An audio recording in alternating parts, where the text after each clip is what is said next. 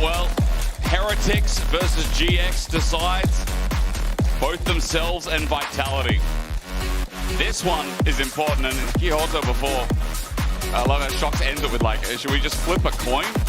I don't know. I feel like this split, both GX and Heretics, some of the best series and some of the worst series, have sometimes felt like flips, and you can take that with, you know, a grain of salt, because we have seen some incredible moments out of these teams.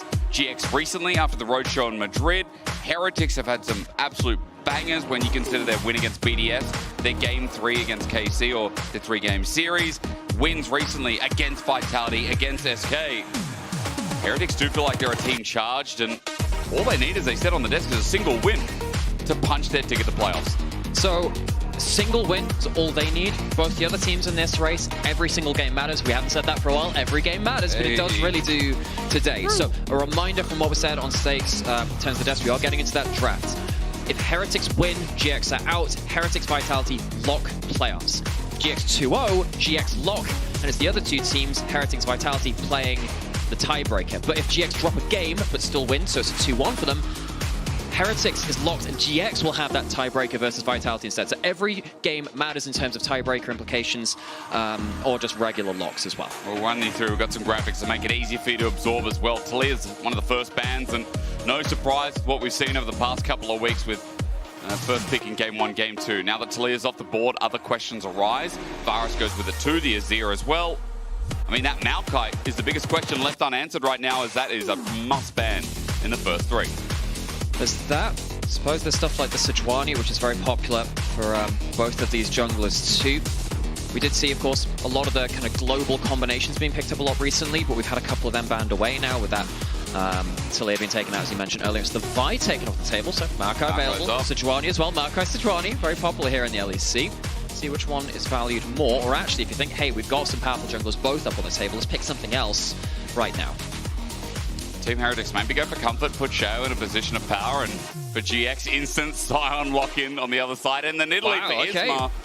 This is the favorite of his, whether it's in an ERL, whether it's on the LEC stage. He's one of the few junglers that really love this pick, and he's going to have a carrying job to do against Shao here, when Shao's obviously on a very different role. And of course, you've got that Sion now to kind of tank up that Maokai ultimate. Can in fact go unstoppable through the Maokai ultimate as well if you want to kind of trade engage for engage. They're hovering over that Lee Sin. I was wondering actually whether they'd flex the Maokai elsewhere because they see the Sion already. Go for the Gwen instead, so anti-tank top lane. All right, you have an anti-tank, but do you want to round out something like a support here? The biggest question always is like locking in engage and getting yourself a solid comp when you already have some decent scaling. Maybe the question for Team Heretics. We're just going to watch them cycle for a little bit, because all else I can think is maybe priority mid laner for Camilo. That's obviously not going to get locked in. That's a flex, though, as Tristana gets locked. It is. We saw Kazui play just yesterday on SK. It's a big player of that champion, so there is a chance that it does go down towards that bot lane. Yeah. Both of these teams seem to be going towards an arms race for front to back. We have good engage. We have great ability to just like screen off the front line, either with a Maokai ult or just Sion's body himself, and then play for some longer range backline. GX could go into a multi-poke composition with the Nidalee if they want as well. So okay, now we have some weird stuff, because we have Jackson, we have Nidalee, and we have the Sion. One of those is not going top lane. I mean, we have to really consider now with the last couple of picks, where all is this going to end up? Is this going to be Sion support, as we've seen in some points? Nidalee support? Because it's Isma, I don't think it's going to be Nidalee top. Like, it's not the flavor of, you know, of the East right now, where this Nidalee runs into either melee or short range matchups, gets free grasp off with the Nidalee E that gives attack speed steroid.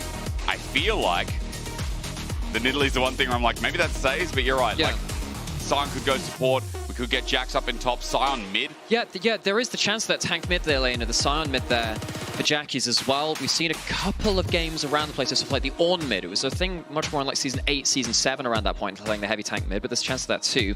So now, Heretics have got to do this mental gymnastics. Maybe they've heard some word rumors of scrims, which we haven't here on the broadcast side of things. So as we go into the second round, which largely we expect to be bot lane picks and bans, AD carry support, Heretics have to keep that in mind. They're banning AD carries right now because that's the one thing they definitely don't have. True. And I mean, slimming out the pool as well, you can see the Team Heretics joining that train. Kalista was one of those other picks as well that's usually picked up in the first phase when left available. Now that that's gone through, the AD carry pool is really shrunken for Team Heretics. Maybe the benefit is taking this Tristana down bot. opting in for something else. Corky's the only other thing I can think about here. And leaving Nidalee as sole AD, but Nidalee loves things that have, you know, like heavy stuff. That's why Sion Jackson solo lane just feels so good. But now that Alistar's gone, yeah, few AD carries left, no one wants dive. Makes sense. You have good ability to tag onto the other stuff in terms of Nidalee. Hey, need setup. So does Kai'Sa. Going towards a big engage, get a big stun, unlock that plasma. For Kai'Sa can fly towards that backline. And in the case of Kai'Sa, if you're afraid of the Marco ult, you can reposition around it. You E to the side, get out of that, dive into the backline after that point. Sometimes you have to choose your terrain a little bit better to make sure you don't just back off away from it. Rel. Engage support's notably still up on the table there. Rel comes through. And of course, we did say, chance of that Tristana going into mid or bot lane. Now we'll see whether they lock it. Of course, likely to go into that mid lane, but given what we've seen on the other side, let's not count our chickens before they hatch. Rel Tristana are a really good 2v2, and you know that they're going to probably play Nautilus on the other side with the synergy with Kai'Sa. Just going to wait and hold up. I mean, the Alistar ban also fished for this Rel, so Heretics know what they want their bot side to be. Jhin, Tristana mid. Okay, bit of range, bit more utility added in. Alongside that hard engage as well. Seems pretty well rounded for Team Heretics, but now this will not answer a question. Yeah, we'll figure out what... Look, if the Gragas is in, look, against something is going support. We'd see Stend play the Gragas support just the other week. Could be Gragas mid. Could be that too. Mate, at this point, I'll wait to see what they lock in. We can have our theories of what's going to get locked in. Gragas is locked in.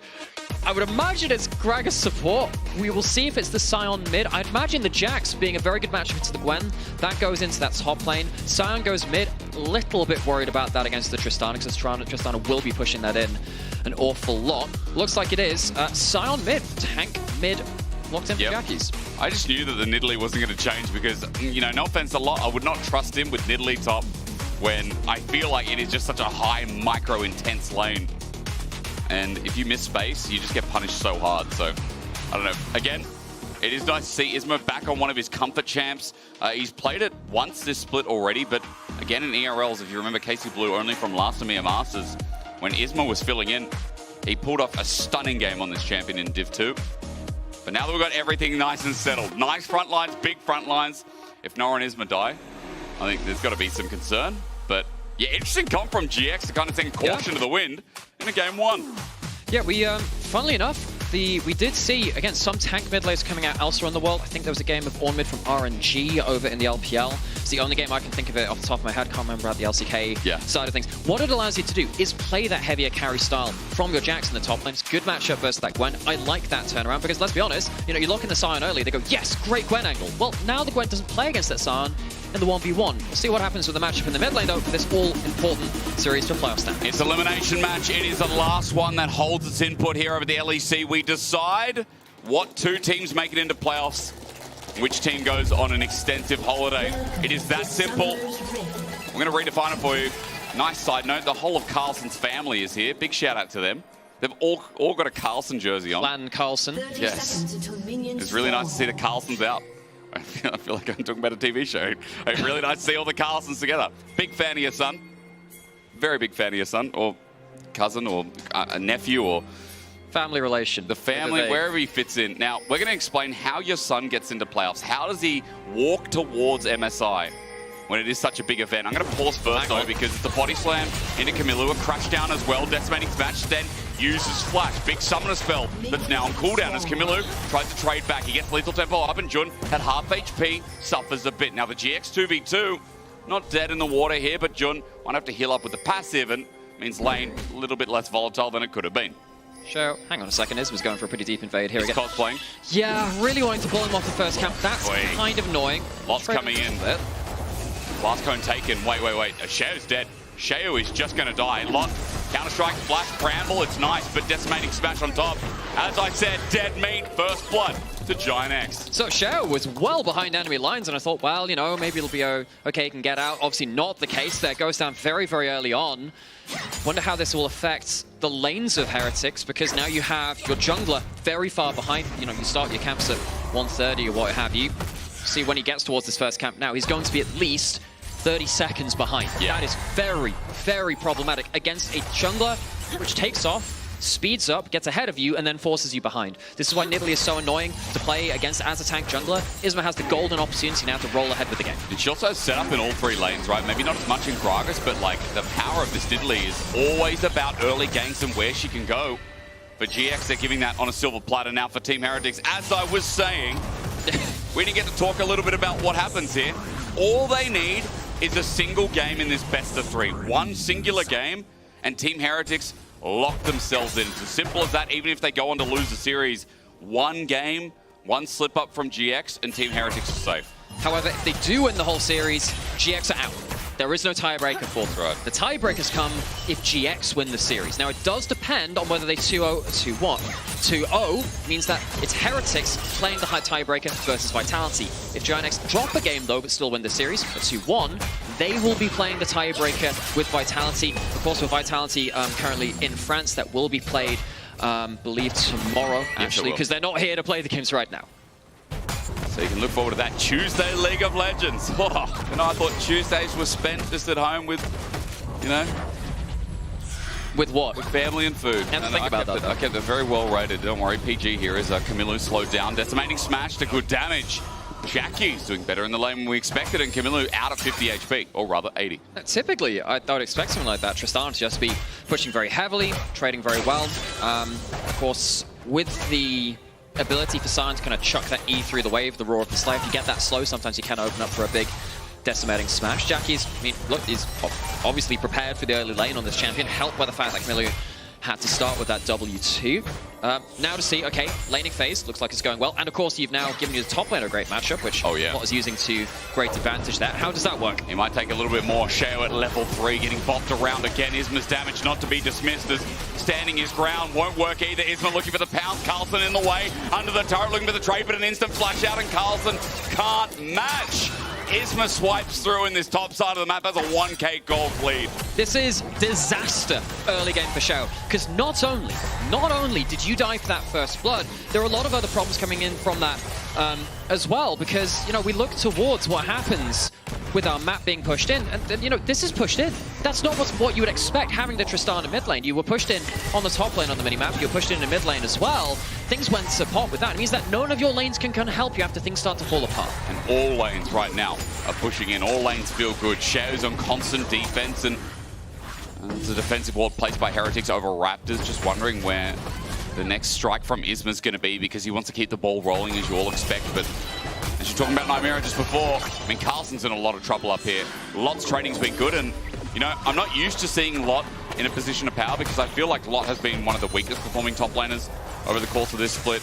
Granted, this is his first year in the LEC, but, like, still, when we have had other rookies come in, with Carlson having big plays, with Nucko doing the same, you kind of put them up to those expectations, but I don't think Lot has hit it in most of the weeks. I think Madrid really revitalized this guy. It did. Because we expected a lot out of Winter. You know, there's only so many times you can use the name pun, but we expected great things out of this player. I think he's part of a great new class of top laners. Potentially, we've seen some of that upper ability. Madrid brought some of that back after a difficult spring. Now the question is, okay, was that a blip? Was that just the arena effect, being in front of a crowd in Spain there? Or is this something that has actually been a full revitalization? We'll see more out of him. He's had a good start here. And of course, now he's 1-0-1, impacting the game early. Let's see how far he can roll with that one. GX as a whole, off to a great start. You are not meant to have a 1.5k gold lead at the 6-minute mark. That's not meant to happen. Yeah, you're definitely cheering for it, aren't you? The 2v2 in the one of Lot is holding out quite nicely here. And Lot takes a bit of a hefty chunk, but even without teleport, remember, he's got Grasp and he's also got his Phage, so a bit more health to work with here as I look towards Carlson down bot. Noah and Jun, the wave is in a slow push. Really nice wave state for GX, and Carlson can't stand up. Also, Isma taking the dragon. It's like a death knell, but if he does, walk up to that wave indeed. Carlson now knows he is, if he didn't know before, he knows he's in on the weak side of the map. As it happens, Isma took a little bit of damage taking the dragon, as of course you do. Choosing to recall on the bot side of the map, not looking for a dive. It's a little bit harder to look for the dive, I think, when you have the Gragas support who's a little less tanky than, say, someone like the Rel or Leona, who can dive a lot quicker, easier, and not die on the return of it. So they choose to take the higher... the lower risk option. Let's be honest, GX are so far ahead anyway. I think they've got a lot of what they wanted out of this early game. They don't have to push it too hard right now. Maybe the idea of putting Jackies on Sion is that so that when we get to mid-game and Jackies casually, you know, gets caught out often. True. That on Sion, it's going to become harder to do so. He'll hit side. You can't die in side lanes if you can't die and at you have all. to overload side lanes to kill the Sion. So it's like, you know, if they're going to send everyone for me, at least we're going to make it worth it on the other side of the map. GX obviously working with the punches a bit. I get it. It's very 5-ed. We just had a note from production as well. Thank you, production. That this is the second Sion mid in 2025 for Tier 1 League of Legends as well. So the first one was RNG? No, that was Ornn mid. So I was making the comparison saying, well, you know, you got the tank engagement. Because I was thinking of Xiaohu for some reason. I don't know why. Well, he ain't there anymore. He's gone off in his ways away. 3 years ago.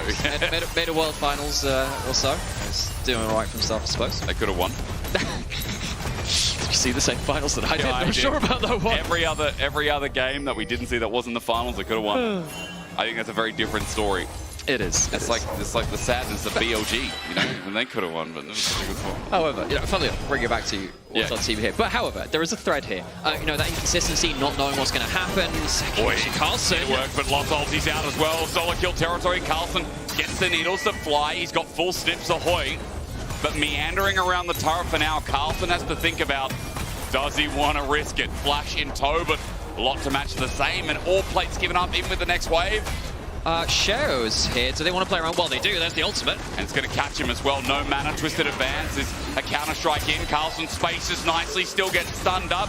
The sapling helps out, and Shao gets the shutdown. Team Heretics with their first kill of the game. It's a little annoying for Heretics that the kill doesn't go to Carlson himself because he really wants that goal for the individual matchup, but still, Shao, after a really difficult early game, making an impact. He has given a trade-off to, as we just saw there, camps being taken by Isma in his own jungle. There's a chance that Isma again can start clawing ahead of that that kind of like just rate of farming. But at least he manages to impact the top lane matchup importantly, so we know how important the Gwen can be towards late game. Jackie's a bit, I'm surprised this matchup, but I guess with Warden's mail early, I mean, it's only going to get worse. However, Camilo will scale with range, I'm sure, where eventually that Tristana will just be autoing outside the Q range of Jackie's on that silence, so keep an eye for that. At least for now, Jackie's is keeping pace with farm. It really is one of the only lanes where I can say that. Look at bot. 10 CS lead between Jin and Kaita. Look at top. Same again. Carlson's obviously been struggling. There's obviously been jungle attention too. And so you're just going through lane by lane, seeing GX and where that 2K gold lead has come from, how they got the 3 grubs, how they got the first dragon, and how they're setting up for the next one in a minute 30. Has the level 6. Not going to look for anything. Well, there is also Isma here. Jones, do you want to go for a flash play onto Flack? Yes, he does! Nice body slam, sets up with the explosive cast. Flack flashes immediately over under turret. Noah ulti's in behind the deadly flourish. It's Donkey-licious for the trade, but it's a 1-for-1 in the end with Isma getting a bit of a helping hand. The main thing is that Flackett's dead and Noah got to stay. Sorry, Donkey, what? Donkalicious. That's... I think you may have just done a neologism. You've invented a word there. That makes sense. I'm the Jack Spectre of today. I foundationalized the word. Ah, jeez. More things that we've learned here. But still, very important. Flackett loses both of his summoners. Jun does use both of his. But whenever you have a trade where bot lanes are involved, the AD carry dies, they're losing gold, they're losing XP, which means that Noah gets a bit of an extra bonus there too. And of course the kill goes towards that realm. Not exactly nice for Heretics. So GX, again, good early game for them. They managed to really get ahead of things. It's not necessarily in the jungle matchup, but maybe that changes here. And the wave hurts Carlson so much here. Counter-strike at the ready. Carlson has his flash available. Will he get to use it? Out now finally, but Isma follows up easily. The needlework, there's not enough healing. Autos will suffice. Isma with kill number 2, and GX will just not give up on this top laner. Heretics are really struggling to contain Isma. Wherever he turns up, Heretics need to be very, very respectful. And as we were saying before, actually the gold lead in the jungle wasn't that crazy, given that it's a first-blooded jungle. Gets the ability to walk into the enemy side of the map too. But he is impacting the map really, really well like a pressure valve. Look at Lot, picture in picture there. That's 3 plates taken within the laning phase. And, you know, it happened towards bot as well. There's a 1,500 gold lead between a Jax and a Gwen. And we talked about the matchup, and I feel like a lot of people just know by now that snowballing that matchup leads to a lot of success. Side lane's going to be so hard to deal with when Lot's already got his Trinity forced by 11 minutes 45. Plus Jax, pretty good against double AD carry comps too. He is indeed. So puts on the counter strike, ignores your auto attacks, maybe forcing a buster shot out of Camilo in inopportune circumstances. So credit to GX if this does work out and it transitions into a good game from LEC. Of course, it's a great game right now. This was made possible by the Sion being flexed towards mid. Draft, it was the Sion locked in early. Bit of a bait. They're saying you will play the Gwen into this. No, we'll actually switch that around, get the Jax in, and he can be in a good matchup. Of course, GX are going to have less traditional carry power from the mid lane. You're not going to have someone like a Victor, Corki, Tristana, what have you, more consistent damage sources, but it has allowed this Jax to get really, really ahead. And what's even worse now, 3 grubs, second dragon down. GX have absolute objective dominance in the early game. Once again, I feel like it's a similar story as, talking about BDS. Nameera, I know you had a passion about this, where we've seen it, I think you could say in Madrid as well, like, obviously this team, when they find early game leads, they're really good at navigating that into neutral objectives. And this is against Sheo, the guy that brings Dragon priority to your teams. This is one of the things that Odoamne was talking about on the desk pretty consistently throughout the split. Well, Sheo brings you objective priority to your team in a way that, BDS are missing right now. GX, they have been really, really good at mastering this early game. And considering that when I looked at, say, Isma when he was on SK before, I thought, well, if the early game doesn't go well, sometimes he can kind of fall away from it. It's really good to see him have such a good early game impact with the team on an objective level, because Isma, when he actually sticks to that plan A, gets ahead of the game, gets onto the objectives, has been providing a lot of value to GX as of late. Well, I mean, I tell you, it's not going to be the last objective taken in this game for sure. It's a minute 30, and Isma has full control, 80% of the map right now. Maybe give 70 to be generous. Less generous. 70% of the maps is. Deep board's consistent and obviously hovering around Carlson top. This hasn't stopped. He's just stuck to Lot because he knows it's a free Counter-Strike, it's a free spear, it might be a free kill, and Sten walking in shows the proof right there, looking for the crash down, respects it, but Magnet Storm used on the way out. Sten, maybe a bit of an over-escape. Not sure about that one, yeah. Had Sheo over the wall. They do have the Marco if they want to run GX out of the jungle. Be a bit much for a blue buff. Do they think they can get a big play after it? No, I doubt it. They don't have teleports to call to the play. Just trying to defend their own buffs for now. They'll at least stop Isma from taking it cleanly. It'll reset. Well, that play was awkward now. Without Magnet Storm for like, what, 45, 50 seconds. Herald now seems even more impossible. Sten on the edge for an engage. Sheo trying to get back his own blue buff, but the engage follows through from Jun first. Slow down while bot turret just dropped, by the way. Nature's Grasp, that's another ulti that in front of the objective you would love to have. And Heretics, this early game is just complete empty at the moment. And now you've used your Marco. That is your big get out of here button, where you have to respect that. You don't have that to stop someone in a side lane for the next few minutes. You don't have that to stop a play around the Herald, as you were just talking about objectives recently too. Typically, Malachi is great on blue side, using his ultimate to say you're going to get pinned against the Herald pit. You'd love to be able to play around that, but that is the dire straight to it. This is a 4,000 gold lead, 15 minutes. That's ridiculous for this time stamp. You're playing an Italy Cup, you're very happy. You're like, yep, we're doing exactly what we wanted to do. And with Leandros as well, I mean, I'm sure that Italy's got a bit of extra gold to pounce back on as well. I'm also looking at a mid laner that has Frozen Heart first. Now Negatron Cloak is the next build path, and as you said already, Nameera, there's double 80 carry in this comp. But eventually, at some point, if you get a load of items on the 80 carries, that would matter less. You're not going to get those items at this rate. The Heretics need to find a way to blunt this all-out aggression that's come from GX in terms of the objective-based gameplay so far, the dominance over the map. They need to find a way to get some of that map control back, because at this point, the tanks are just going to run rampant. They can jump forward to Jackie. He doesn't care he's got flash and ult. Best he can blow is one of them. We might jump on him. Lethal Tempo is helping a bit now, though, but again, attack speed's a little bit slow. He ulties out. Jackie just walks it off like a bad hangover. Yeah, he was sat there for a while, thinking of it. Don't need to blow ult. Don't need to blow ult. Okay, all right, guess you convinced me on that one. Loses that ult, but that's it. No, he's safe. That ult was not the longest cooldown ever. Sion has one of the highest base HP regens in the game as well, and he has a refill pot, so it's not like he even has to go back to base. He sticks around, regens up a bit of HP, starts stacking up that Soul Furnace W a little bit more, and that's all Heretics have got. A mild inconvenience towards Jackies at this point. Mild inconvenience, well put. 5,000, the lead growing still, 55 seconds. Dragon number 3, and that's one the Heretics, you have to think, need to contest, because at this point, you lose that, you lose Salt Point, you'll be in Baron, Atakan territory, and there's so much more leverage for GX to play through.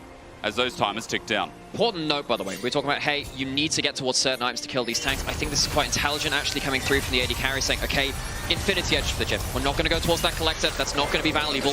We need to get to... No, that Mosquito. We just saw what happened with the... just started tickling the Scion there. If you can get towards Lord Dominus Regards early after this, you will at least have some significant damage. If you can lock him down in front of you early enough, the Scion will have a lot less presence in teamfights. True. I mean, at least now as well, that Kaiser's going to be diving backline. There's a little bit more volatility. But keep your eyes peeled. That Dragon, 5 seconds. Right now, Heretics are more angling towards the top side, trying to find Isma, some of these defensive wards. Maybe also trying to hover Carlson as Lot. Pax has TP. Dragon's now getting pinged, but... He's got 2 items, man. Like, this is so unfair. He has an entire item up, 2 items to 1 onto Carlson. Hasn't completed his tier 2 boots yet, so... well, then again, neither is the Gwen, but Lot is in such an unparalleled level of power at this point. GX have been very much setting him up for success in draft and in gameplay. Heretics, at least they haven't been dying that much for the last little while. I thought this game would just go free-falling after this point. Shao at least getting that kill onto Jackson on a side lane. Avoiding objectives for now, realizing, look, we are in no state to fight. I think that is the right mindset. You can't really walk up and contest that much right now. So Isma, as he takes it, regardless, it still leads to Soul Point. It still puts GX in a much easier position as the time comes in 6:30 for that Baron to spawn. They can draw out that Dragon an extra minute on top, and then suddenly you've got the leverage of both sides of the map that they'll probably own, both sides of the game that right now GX are holding full control of. And Team Heretics trying to wither out the storm right now and not lose everything on the map, because you can see Isma continuously invading and just taking away as many camps as possible. No, and I think that conversation you were starting there is really important. Like, they're trying to weather the storm for now. How much can you give up?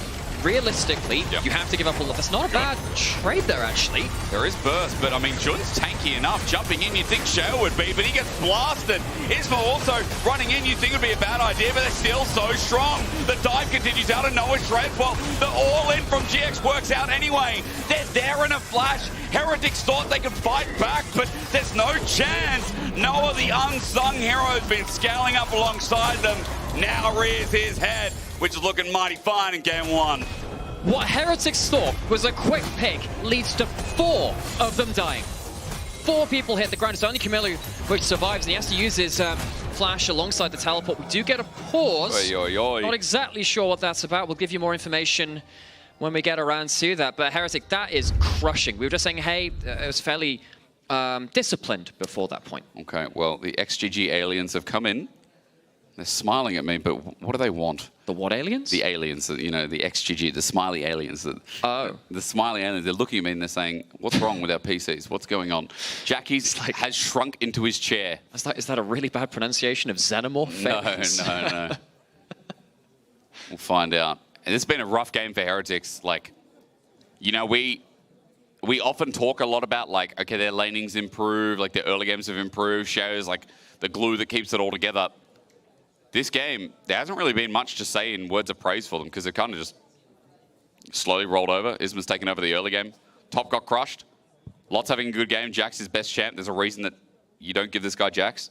And so I feel like all the pieces have aligned for GX for a game 1, which is a good road, as we're talking about, to making sure that they can get themselves locked into playoffs. Oh, it keeps coming back to that conversation of, hey, this seems like a really good Scion mid-flex. Do I think it's going to be good in every game? No. I think there are some cases where it can be punished, but I think in this one, opening up, you were saying this top laner to have best champion in a very good matchup in the Jax versus the Gwen as well, set up for success. Mid lane's going well in that laning phase too. I like this draft a lot, and hopefully we'll get to see a bit more of it. Well, ready checks coming through, but my screen is still great, which is kind of usual when I play League of Legends, so I don't really know any different. Isn't it sepia, technically? Sepia, is it? Yeah, sepia. I thought it was sepia. Pronounced sepia or sepia? I'm saying sepia now, and if I say it confidently enough, I think I'll get away with it. It feels like an artistic thing where, like, in South Australia, they say pool, but in the rest of Australia, we say pool. But then people don't understand the difference between pull, like pulling a rope, and swimming pool. Oh, yeah, that does make sense. It doesn't make sense. We have such great philosophical conversations. We have important conversations, which will remind me to get you back to the game, because we're doing that now. Lot, you missed it, but he just whacked a turret for half HP down bot. And it's now gone. That's an inner turret. So, gold lead. It might not say it at the top of the screen, but I guarantee it's like 6-7k after this one fight. So, we were praising Heretics just before this, saying It's not here just yet. It's not here. Aftershock comes on. You got the Drunken Rage from Gragas as he gets the damage reduction. Heretics, I think, thought this would be a quick pick. You know, just one bit of CC forwards. You can kind of follow up with the range from the Jhin. Obviously, that wasn't the case. Great follow-up from GX. This is the bonus of having something like a Kai'Sa to follow up so quickly alongside everything else. GX are so far ahead. 7,000 gold thereabouts at 20 minutes in. We keep saying, hey, well, this shouldn't be this much gold at this point in the game. Well, it keeps doing that, and it keeps getting larger and worse for Heretics. That's the reason why Isma, with junglers that can take over the game, take the reins, he's gotten a lot of praise. When we see Isma and like Sejuani and things like Skarner, I don't get the same vibe, but even though the Pantheon's winless, I'll see that. I'll see Wukong, I'll see the Nidalee. I think something very differently is inner turret top goes down, 7.5, keep counting because that's going to lead them right towards Atakan. Uncontested while Carlson just tries to get some gold back on the map. Well, they have objective bounties, which is the bonus of being so far behind, but doesn't feel that great right now. Atakan goes down. Of course, that increases the value of the petals which you get and gets ability to start resetting these fights. What happened on the other side of the map? Carlson has TP, but GX, you know, win this one outright. Nature's grabs to be a good disengagement. Carlson TP'd into the middle of everyone. Jackie's flash decimating smash to the two-man. Buffed out by Camilla, but not the rest. It'll be the cleanup crew and mopping up as the hard bit, but tipping out the dirty water. That'll be GIANTX closing this one out. GX have very cleanly looked for fights. Champions like the Sion, like the Kai'Sa, are so strong right now because they respond so quickly. Opening is shown by Heretics after they try and defend that Atakan, and GX immediately pull the trigger. The teleports are too slow to come in. I think that's one of the reasons we're seeing more semi-globals and quick response patterns like this. Look, there's an entrance in towards this bot side river. Sion says, all right, the fight's starting. You are not going to get the quick enough teleport. This teleport comes in far too slowly. When you have a Sion, when you have a Kai'Sa, you can start the fight, you can end it before the teleport's even necessary here. Carlson, he doesn't get to impact this fight. Sadly, goes from bad to worse for the entire team. One of those things where you're like, I need to be there, but... And you do, you do just like 10 seconds earlier. It's a problem. Because you weren't. It stings you a lot. Now, mid was also opened up, and while this is going to be a massive cope take, like... Okay, what this is going to be as silly as saying words like cappuccino, ballerina, or whatever that stupid meme is. The brain rot, the armadillo, crocodile, like all that... Dude, TikTok's so brain rot. Anyway, as we come back, and hi to everyone watching on TikTok, by the way. As we come back... Team Heretics have once won a game. It was against BDS, I believe. Yes, it was. 13.5k gold lead. They were down. I don't know how the conditions fly into anyone's mind here. I've seen crazy things. That's all I'm going to leave it with. They're finding some objective bounty gold. They've minimized from 9 to 7.5. They did the same when it was 8, back to 6.5. It's massive cope. But if anyone can do it, apparently Team Heretics can. Just to cut back on the hope, production observers, can we get a toggle to Heretics vision? I want to see how much that they see on the map right now, because I'm going to imagine it's very little. They see nothing. They see nothing, and this is why they have to play so far back. Look at Camilla, look at Flacket. They can't even walk up to defend their turret. Again, this is ignorance is bliss. Not knowing is some of the best thing in life. There's a lot of things in life I wish I didn't know. Briefly alluded to Xenomorphs earlier. Turns out in your own jungle, no one can hear you scream because there's no vision there either. Oh no, now that I get. Yeah. Now Soul's an issue. This is Kimilu, the last survivor of the Nostromo. Oh my god. He actually is the only unkilled member so far. Well, what can he do? Soul's now to GX. And again, I'll keep breathing in that good stuff because Soul bit of an issue when you have champions like Nidalee, who can just go to Prowl and then do whatever Sheo. Blending into the environment. But unfortunately, there's a lumberjack here, and Jackie's with the right skin, but the wrong day for Sheo. He's trying to buy time, do whatever he can do. There's a Rel here as well. Gives him movement speed, but Sheo, I mean, what can you say? He hasn't been able to play this game. Delaying the inevitable while Jackie's cuts him down. Took a lot longer to die than I thought he would. True. It just doesn't really lead to that much. So Camilla is actually making a foray into the enemy side of the map for the first time, feels like in a very long time for Heretics. Pushing now on the other side though, GX, a reminder that they have Cloud Soul to run at you quicker. They have 3 grubs. No wave though. Well, they're coming soon, mate. They're coming soon. They got 2 of them, in fact. You're right. There are more than 1 minion waves in League of Legends, and GIANTX have got 2 of them.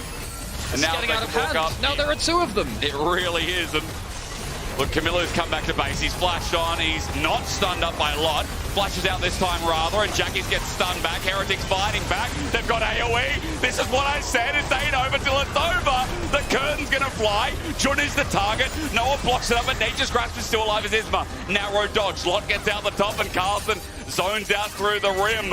It's only one, but what did I tell you? As Jackies, even on Sion, that dude gets caught out. So, turns out, there is still a Gwen in this game, and there are still 280 carries. So we said, hey, they are going towards the tank-killing items. They both have dominance regards right now. We said, hey, really intelligent itemization. It's the best you can do in this game to say, look, we need to kill this front line ASAP. Camille's now going towards this bot side, trying to, again, just get a pocket of pressure for Heretics, get some control of the map back. However, this is the lane which has its inhibitor up right now. The other two, this early into the game, having inhibitors down is a problem. GX can go straight towards that Baron, force Heretics to respond, teleport in from GX as well, forcing the issue. There is a ward there, but again, for Team Heretics, it's just going to be destroyed immediately. So this Baron inevitably going to go down. Jun doing damage control in case anyone gets near. And for GX, still this game is theirs. They've just got to, you know, bowl down the pins, I guess. However, no, I'm just kidding. I do think this should be GX. Yeah, there is a certain point where playing Devil's Advocate is a little disingenuous. I mean, it's so hard to in this game when you're like, man, GX to just run the whole riff. Camillo again, he's being cheeky onto Isma, get some damage back, but he's now at half HP. And as you said, those minions channeling in. There may not be supers here, but with the inhibitor up, GIANTX have their target in mind.